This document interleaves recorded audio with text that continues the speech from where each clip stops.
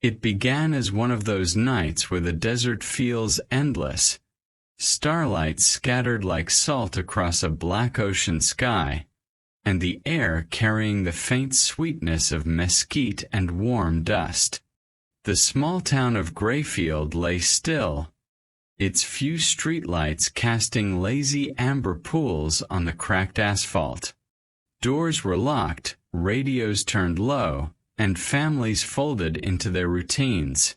A mother folding laundry, a farmer wiping grease from his hands, a boy staring out his window waiting for sleep to take him.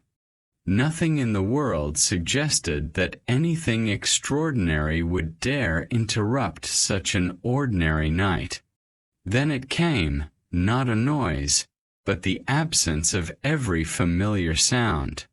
The wind, once whispering through the fields, fell dead. Crickets silenced mid-chirp. Even the old generator by Miller's barn, notorious for its rattling hum, stopped as if someone had pressed an unseen pause button. The quiet was not comforting. It pressed against the skin like a held breath. Dogs tilted their heads. Horses shifted uneasily in their stalls. A cat darted beneath a porch, for-raised, hissing at nothing. Lights flickered, first in one house, then another, a chain of pale blue sputters along the main road. A single bulb by the post office burst with a muted pop, its shards tinkling to the ground as though they feared to make too much noise. A low vibration trembled through the earth, so faint it could be mistaken for a passing truck, yet there were no trucks that night, no cars, no distant engine hum. Only that strange, humming heartbeat beneath the soil. Inside their homes, people paused. A father checking the door locks felt his hand tremble. A teenager shut off his music to listen. For a brief, unspoken moment, every soul in Grayfield seemed to hold the same question. What just stopped? Have you ever felt a silence so heavy it made your heart race? The kind that doesn't ask for your attention but commands it, like the world itself leaning close to listen? That was the moment before it all began. No one screamed, no alarms rang out, but the night had shifted. Something vast, unseen, had pressed its finger upon the town, and in that pressure, the ordinary broke like fragile glass. Somewhere beyond the hills, a faint light bled against the horizon, pale, pulsing, not like the moon, not like anything they had known. And just as quickly as it came, it faded, leaving behind only that breathless quiet, waiting to be broken. It happened at 11:47 p.m., a time when most of Grayfield had settled into the familiar hush of sleep. For those awake, it began as a whisper of brightness at the edge of vision, something so delicate it might have been mistaken for a reflection on glass or a trick of tired eyes. Then, without warning, the sky tore open. A thin, perfect arc of light curved above the desert, cutting across constellations with an elegance that felt deliberate. It wasn't a shooting star, no streak, no trail, no fading ember tail. It glided with a pulse, each surge of light like a heartbeat echoing across the night. There was no sound, no wind, only that cold glow rippling silently, bending where stars should have been still. Windows opened, curtains parted, families stepped onto porches, their breaths hanging in the cool air. Someone whispered, "Is it a satellite?" Another, clutching their phone, muttered a prayer as the camera refused to focus. Screens turned to static. Battery icons drained in seconds, and for a heartbeat, the entire town seemed to glow with that same unearthly pallor. Faces washed pale as if the moon itself had turned sickly white. The arc shifted once, twice, then folded inward, collapsing upon itself until only a pinprick of light remained. It blinked. Then it was gone. No echo. No trail. Just a black desert sky, mocking them with its emptiness. And yet, the world did not feel empty. The silence after was heavier than before, like the night was holding its breath, waiting for someone to name what they had seen. People tried to laugh it off, but their voices cracked. The air tasted faintly metallic, like coins on the tongue. That's when the first scream came, not from a person, but from a dog. Old Baxter, a shepherd mix known to wander near the Miller farm, was found frozen at the edge of the road. His body trembled, legs stiff, eyes locked upward toward a sky that now held nothing at all. His owner called his name again and again, but the dog did not move, did not blink, did not even seem to hear. Something in that frozen stare unnerved the crowd more than the vanishing light itself. Because if the dog had seen what they had, then maybe it hadn't truly gone. Maybe it was still there, just beyond the dark watching. By dawn, the desert air had cooled enough to carry the scent of turned soil and dew settling on brittle grass.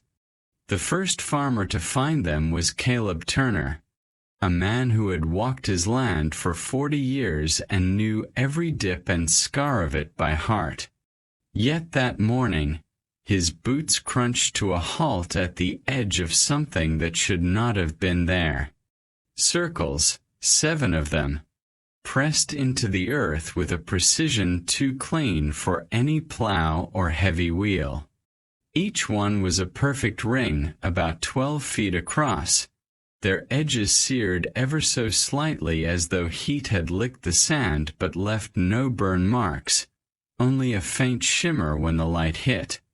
The soil within the circles was compacted, hard as clay, while the untouched ground around it remained soft with last night's moisture. Caleb knelt, brushing the rim with his fingertips. The ground pulsed faintly cold, like ice hidden just below the surface. No tire marks led in or out. No footprints approached or fled. It was as if the circles had appeared from above, pressed down by something that did not belong to this earth. By mid-morning, word spread. Trucks rolled in, neighbors leaning over the fences, theories tumbling from every mouth. Pranksters, a new government drone, maybe something magnetic. Old Mrs. Clark swore she heard a low hum last night, one that rattled her windows but never rose to a pitch she could follow. Others muttered about the light from the night before. The arc in the sky no one could explain. Phones flashed, photos were taken, yet by the time they checked, half the images had corrupted. Warped static, strange bands of pale blue cutting through the frames. Sheriff Harris arrived, squinting at the scene, muttering about kids and mischief, but even he didn't step too close. His boots hovered at the edge like a man peering into a grave he wasn't ready to claim. Would you report it or keep it quiet to avoid being called crazy? That was the question passed from porch to porch, whispered over coffee and between locked car doors. Some wanted to alert the county, call in experts, and make the news. Others said nothing good comes from shining a spotlight where the dark wants to stay. And all the while in the fields, the circles sat unbothered by their debate, silent, waiting, as if they had already chosen the next place to appear. Eleanor Price was the sort of woman everyone in Grayfield trusted. Steady hands, a warm smile, the nurse who remembered your children's names and your allergies better than you did. She worked the night shift at the clinic on the outskirts of town, a straight 5-mile stretch of road that every local could drive with their eyes closed. But on that cold, brittle night, Eleanor never made it. Her car was found at 1:13 a.m., idling by the roadside, headlights spilling weak yellow onto an empty wheat field. The driver's door hung open, her purse still on the passenger seat, phone unlocked on the dashboard as if she'd been in the middle of typing a message. The keys were in the ignition. The engine purred. But there was no sign of her. Officers fanned out with flashlights, beams slicing through the grass, cutting the dark into trembling lines. They called her name. They followed tire tracks that ended in soft earth and simply stopped. No footprints. No sign of struggle.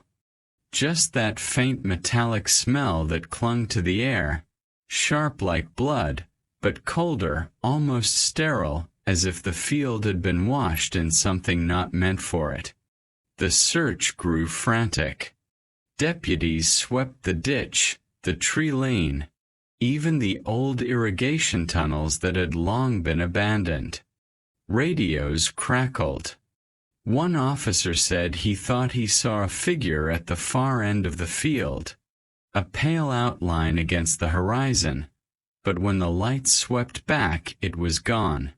Inside the car, the clock blinked the wrong time. 3:47 a.m., nearly 2.5 hours ahead. The gas gauge ticked once, then went dead. The air was still. Too still. Then, without warning, every police radio shrieked with static, a burst so loud it sent one deputy stumbling backward.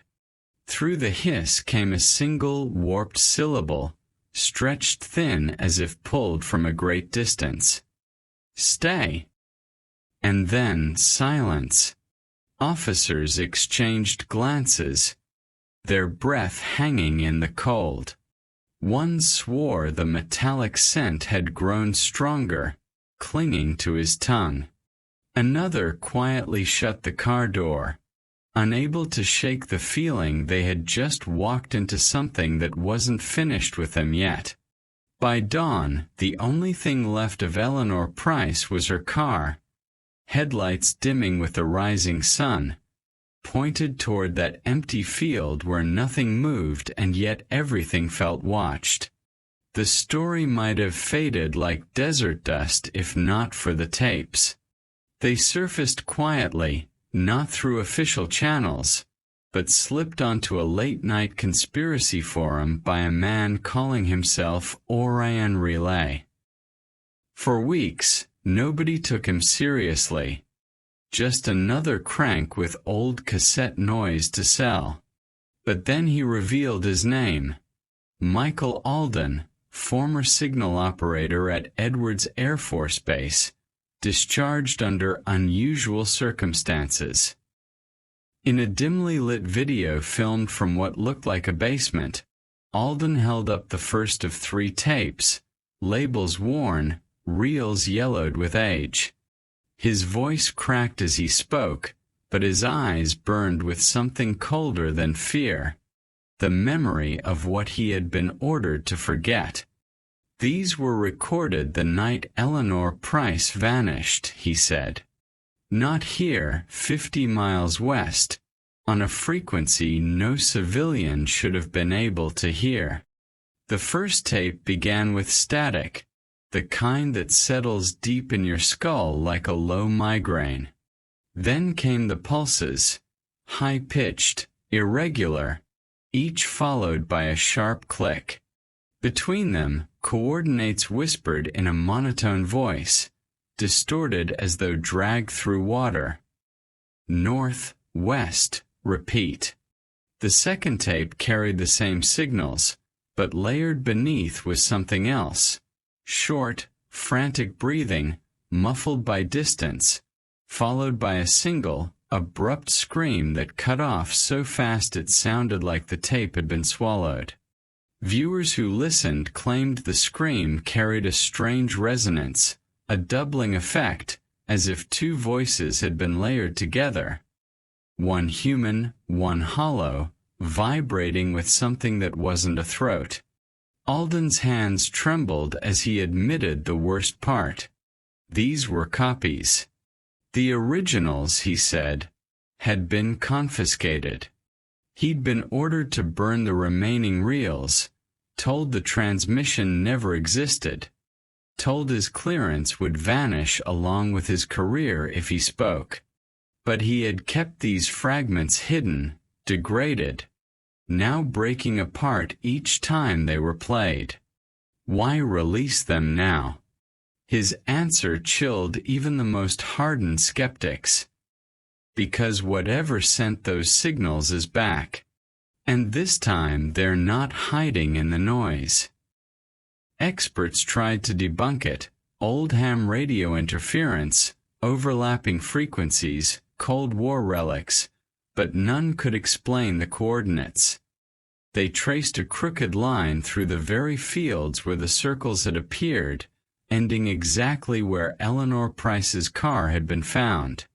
For a moment, the town of Grayfield became a map on a tape, its roads reduced to dots and whispers. And somewhere between those dots, in the dead space no one dares to name, something had screamed. Alden leaned forward in his recording, his voice barely a whisper. That scream? I heard it in my dreams for 20 years. Last night I heard it again. They went when the adults wouldn't, because teenagers in Grayfield were born with more curiosity than fear, and because someone had to see if the circles were still there. Jacob Price, 17, and his best friend Lila Owens, 16, snuck out just after midnight. Armed with a borrowed camcorder and a phone flashlight, they cut through the dry corn rows, whispering jokes neither of them really found funny. The field was silent. Not the kind of quiet that comforts, but the one that presses against your ears until you hear your own blood moving. The moon was a thin silver blade above them, casting shadows that seemed to lean the wrong way. Here, Jacob said, pointing. The circle was still etched into the soil, perfect, as though drawn by a hand that didn't tremble. But now it bore something else, a faint residue like frost that had survived the day. It shimmered a pale blue, veins of it trailing like roots from the center outward. Lila crouched and held her breath as she reached toward it. The moment her fingertip brushed the edge, a hiss cracked the air, no louder than a match strike, yet sharp enough to make her jerk back. "Cold," she whispered, shaking her hand. Her skin reddened where it touched, not from heat but from a bite of chill so deep it ached. Jacob filmed, the camcorder screen flickering as if fighting some unseen pulse. The battery drained in seconds, dropping from 70% to 0 before he could zoom in. His phone followed, black screen, dead. They stood there, breathing hard, the residue glowing faintly like it was aware of them. Then came the rustle. From the tree-line beyond the field, something shifted. Not wind, not an animal, something tall, slender and still, half sketched by the moonlight. It didn't move, Yet every instinct screamed that it had seen them first. Jacob gripped Lila's arm, his voice barely a thread. "Do you see that?" She nodded. "It's not moving." Her words should have been a comfort. They weren't. Because as they stared, they both realized the same thing in the same cold instant. Its stillness wasn't hesitation. It was intent. The corn swayed once, though no breeze touched their skin. The glow along the circle's edge flared, then dimmed, as if reacting to the thing in the dark. Lila tugged at his sleeve. "Jacob, we need to go." They backed away, step by step, never turning their backs. When they finally ran, neither looked behind them, afraid of what might happen if they gave it permission to follow. Later, when asked what he saw, Jacob only said one sentence, voice flat, eyes hollow. It wasn't moving, because it didn't have to. The sun rose over Grayfield like any other morning, a pale gold stretching across the horizon, but the town did not rise with it.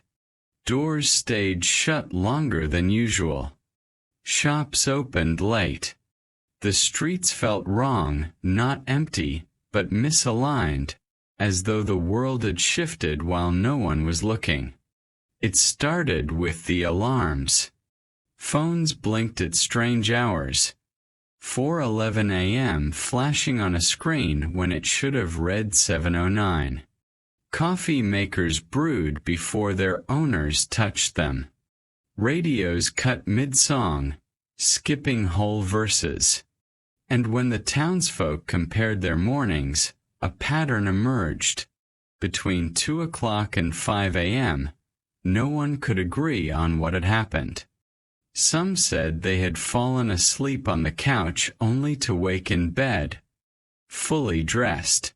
Others claimed they hadn't slept at all, yet could not account for the missing time.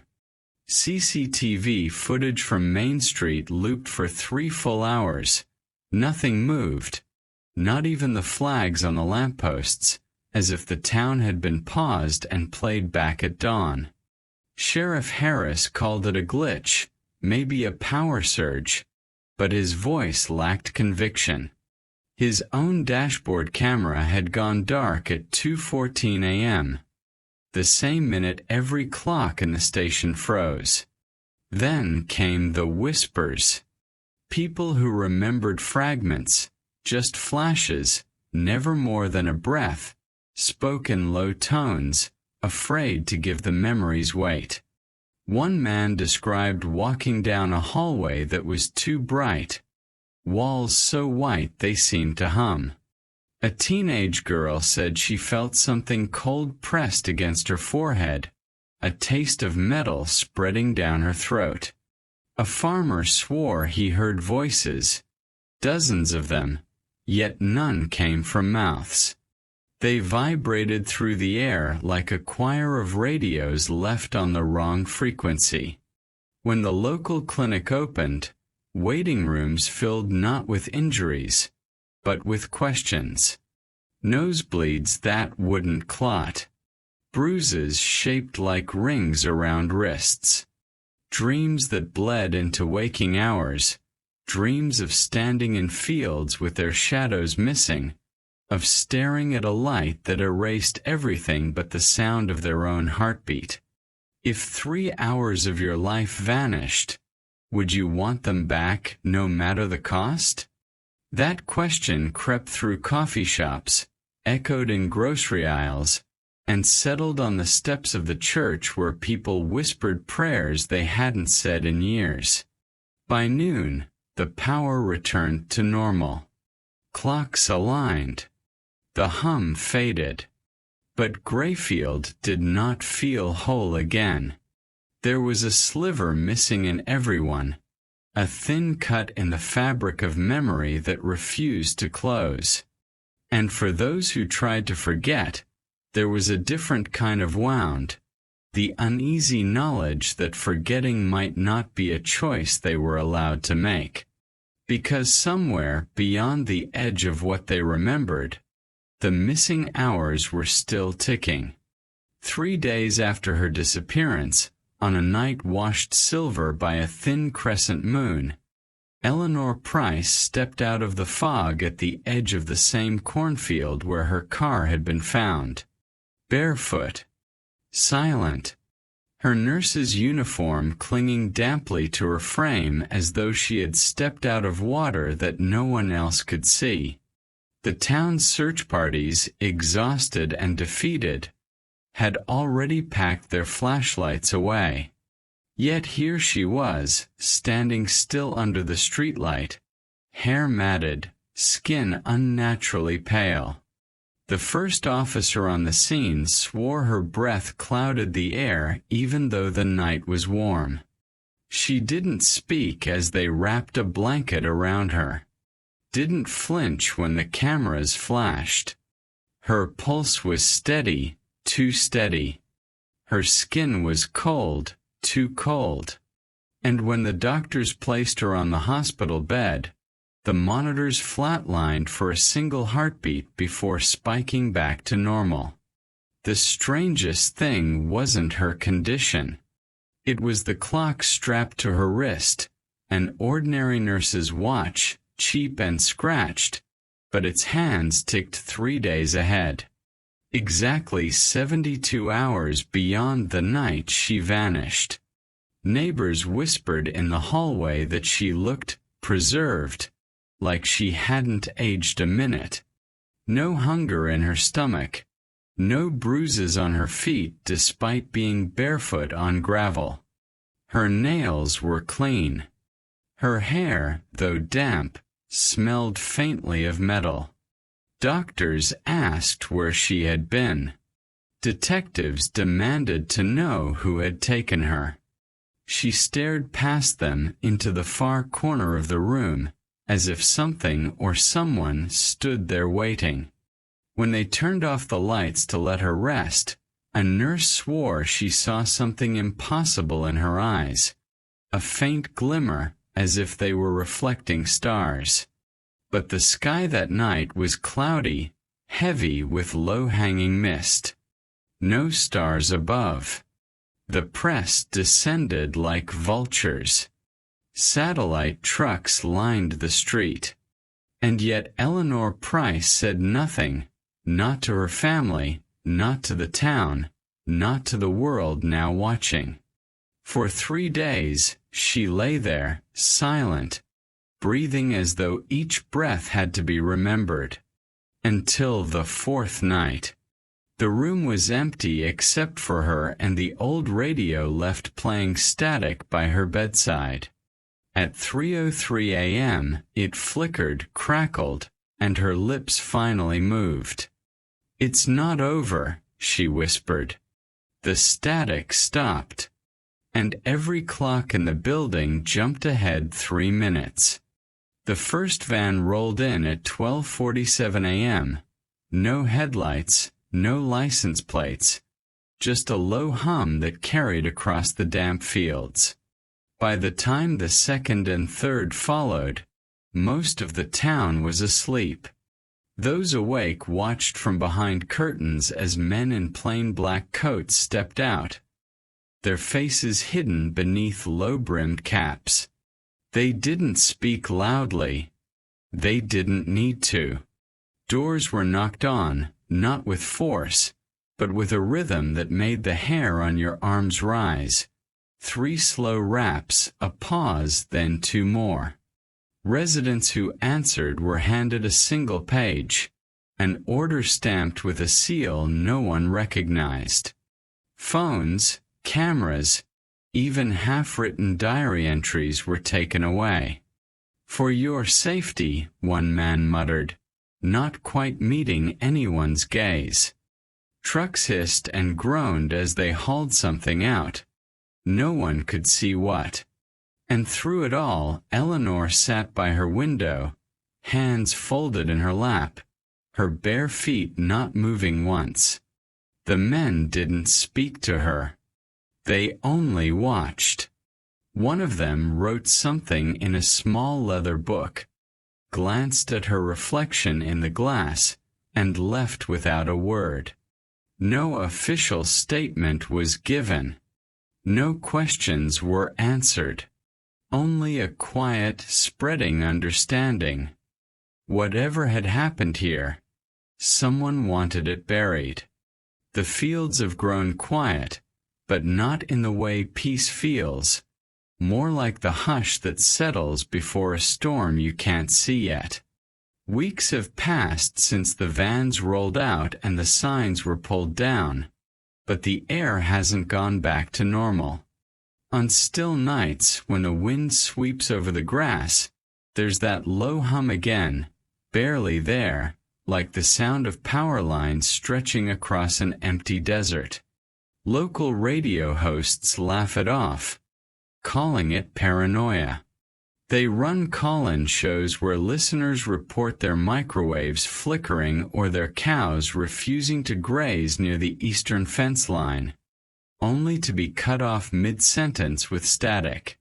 Authorities blame the wind, or old wiring, or shared hysteria. But truckers passing through at night tell a different story. They speak of glowing silhouettes just beyond the reach of their headlights, too tall, too still, and always turning their heads too late to catch them properly. Life in the town continues, in the way people force themselves to move forward after something breaks. Streetlights still hum, shop doors still open, but every glance at the darkened fields feels like an unanswered question. On one particularly cold night, the same dog from weeks ago, the one that first ran to the cornfield, sits on the shoulder of the empty highway. Its ears twitch. Its eyes lock on the horizon where the sky should be empty. And then it lifts its head, staring at something only it can see.